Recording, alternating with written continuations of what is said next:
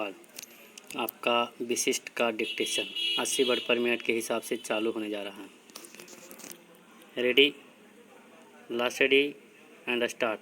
महोदय, मैं एक बात साफ कर देना चाहता हूँ। जब मैं यह बात कहता हूँ तो यह भ्रम पैदा हो सकता है कि क्या हम पूरी तरह से संपत्ति की समाप्ति की ओर जा रहे हैं या कम्युनिज्म की बात कर रहे हैं जहाँ सारी संपत्ति राष्ट्र की होती है। मेरी ऐसी कोई मंशा नहीं है। सभी तरह की संपत्ति रहे, लेकिन हमें व्यक्तिगत संपत्ति पर सीमा लगानी पड़ेगी। भूमि संपत्ति पर ही नहीं, शहरों की ज़मीन पर ही नहीं, सारी संपत्ति पर, चाहे वह कारखानों से पैदा हो या अन्य रोजगारों से, हमें सारी संपत्ति पर सीमा लगानी पड़ेगी कि इतने से अधिक एक आदमी संचय नहीं कर सकता। और जब हम यह चाहते हैं कि यह सीमा लगाएंगे तो मूलभूत अधिकारों में से संपत्ति को हटाकर उसे नीति निर्देशक तत्वों में रख दीजिए और रोजगार के अधिकार को मूलभूत अधिकारों में ले आइए। पैरा, मैं एक बात और कहना चाहता हूँ।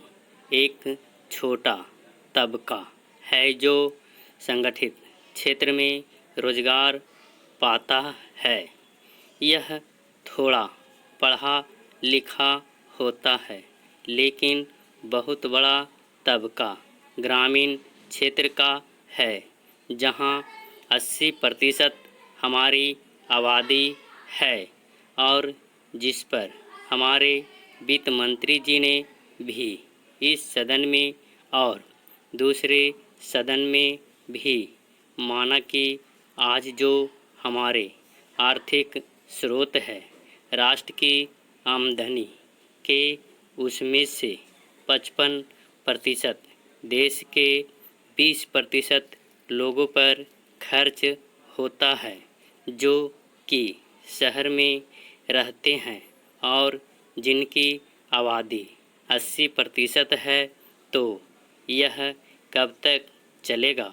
आज गांव का आदमी मैट्रिक पास करके शहर की तरफ भागता है। अगर बेरोजगारी मिटानी है तो गांव वालों में यह समझ पैदा करनी होगी कि उनमें शहर के प्रति जो लगाव है यह उनको छोड़ना चाहिए।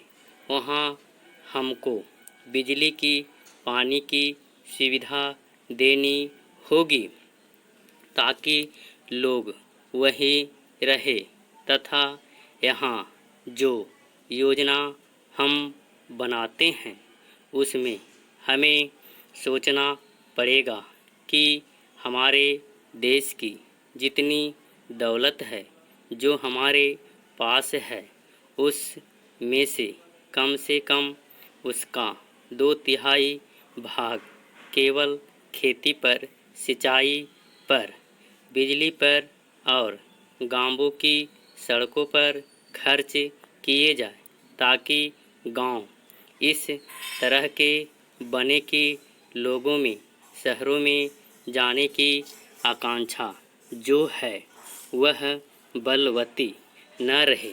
गांवों में बड़े उद्योग धंधे हम खोलें।